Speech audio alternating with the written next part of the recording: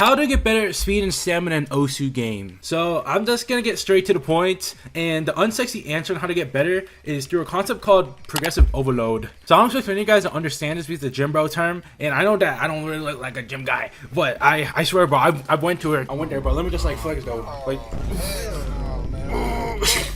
Okay. It's a gym bro term, and Osu players aren't necessarily known for touching grass. Basically, progressive overload is when in the gym that every time you hit a session, you increase the weight that you are lifting by a slight amount or perform more reps of each session that you go to. By doing this, you load more weight progressively over time and get stronger over time, hence the name progressive overload. So how this applies to Osu is that every time you hop on, you play maps that are harder in star rating or difficulty overall with each play session you do, and as a result, you'll see progressive improvement over time. This works for like any skill set, and this especially applies to stamina, where you have to perform strain across your muscle fibers in your fingers for an extended amount of time. You can basically imagine that Osu is like a finger workout, like at the gym. Every time you hop on, you should be playing slightly harder map with each session that you did the last time, or go for the FC on the same map that you were doing. And you're gonna get better each time because your muscles are gonna adapt to the difficulty at which you were playing at. And eventually, you get to a point where your muscles don't really burn anymore. They don't even hurt from playing the stream map anymore. Like let's say you're playing Blue Zenith and you like grinded that jump for like a month, and then after a month, it doesn't even hurt anymore. At that point, you can probably FC it, which means that you gotta move on, go for the FC, or play the maps that are much faster and harder. Blue Zenith will be like level 1, and then the next level will be like Freedom Dive or something. The same concept applies to speed. Start at a comfortable speed BPM that you can play at, then play slightly faster BPMs of each session you do. Or go for FC on the same maps, which allows you to get faster fingers every time. So just like the concept before for stamina, you progressively overload the BPM that you play at, or when you're good enough, you go for the FC, and once you got the FC,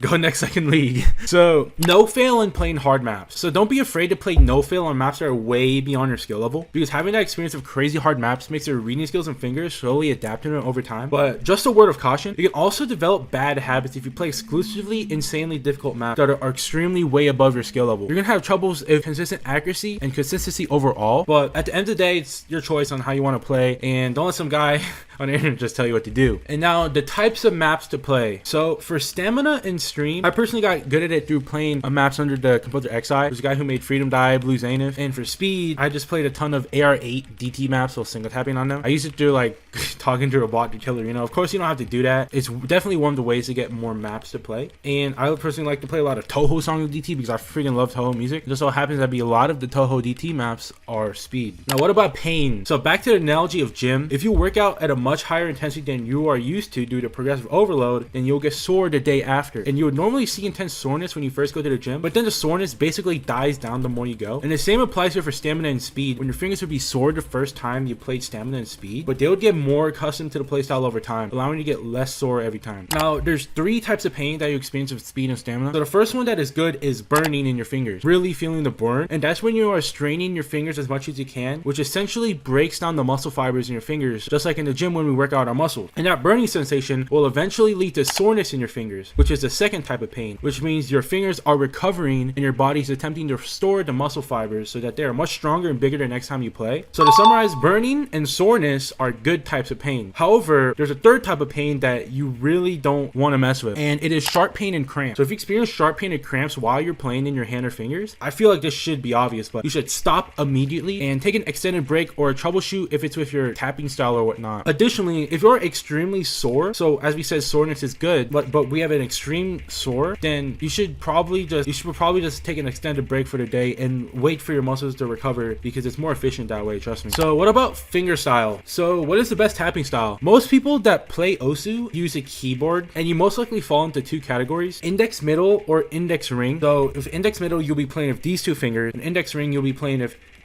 these 2 fingers. Personally, I play index ring because I had the autistic reasoning in my head that I would be able to alt better if I do index ring. And I'm not a neuroscientist, but I know a guy. But I ended up single tapping anyway, so it doesn't even matter. And to my understanding, and from the understanding of many others, it basically all comes down to personal preference. I know it's not really an exciting answer. It really doesn't matter. However, I want to add to a point where you could possibly up your finger style type of game. So if you want to play speed and you're going to have to do single tapping, which I'll touch on in the next section, because I recommend single tapping. How you would single tap is that you would adjoin your middle finger to your index finger. So if you're index finger like I am, and then you're going to want to middle fingers on top of your index finger, and you want to tap like that, because your middle finger is going to absorb the recoil from when you tap with your index finger, which basically allows you to conserve more energy with your index finger. And energy is extremely important for speed and stamina. If you have this type of thing, you're going to be able to single tap higher BPMs and for much longer, because your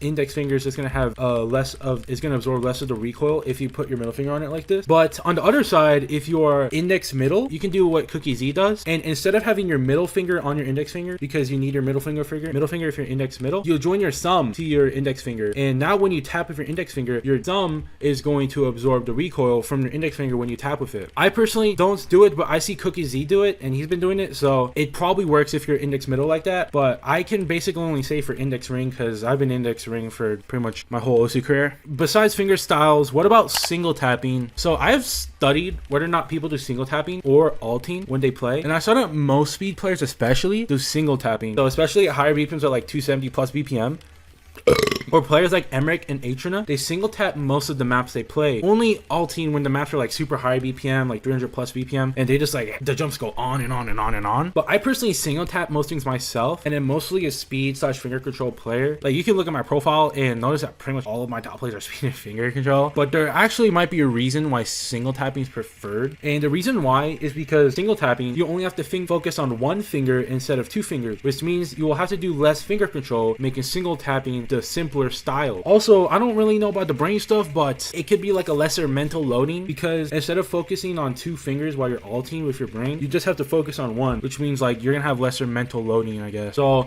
I think single tapping is the way to go if you want to play speed. Here's another thing about finger styles, or how you tap. So you want to conserve your energy while you're tapping. It's a technique that Xylus himself said, that where you tap in a way that you conserve as much energy as possible when you tap. So you want to tap as light as possible every time you tap, so you can conserve your energy for the rest of the map, because we only have so much stamina at the end of the day. You want to conserve your energy as much as possible while you play. Just keep that in mind. I personally do it myself. Just try to tap as lightly as possible. And of course, if you can't tap that light, it's okay.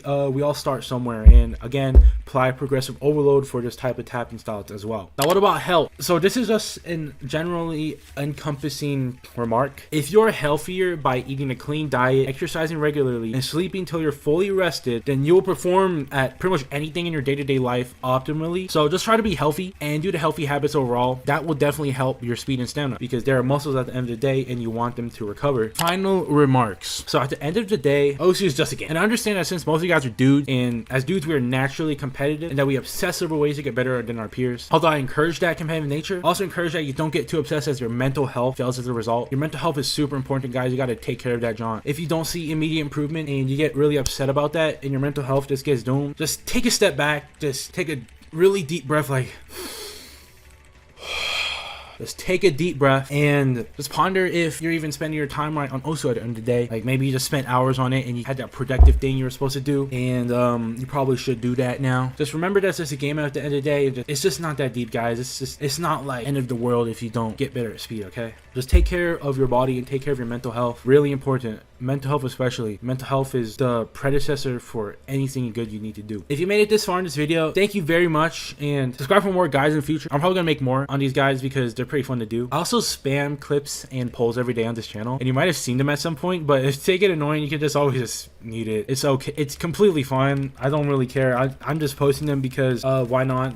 I don't even know. I don't know. It's just fun, this YouTube stuff. But so I hope this video helped you, because there's a package of pretty much everything I know about speed and stamina. Again, am I qualified to talk about this? I'm like a high 4-digit. I mean, low, I guess. I'm a 4-digit. I'm like 9K. Like, I'm not like a 2-digit like Xylus or whatnot. Like all this great ass speed players. I'm nowhere near as good as them. But I just shared everything I knew about speed and stamina because it is my main skill set, and I'll probably make another video about learning like mods or stuff, like learning easy mod, because I especially like playing easy mod, and I could probably make a guide on that, on how to get better easy mod for the psychopaths like me that want to play easy mod and get better at it. But yeah, that's pretty much it. Thanks for watching.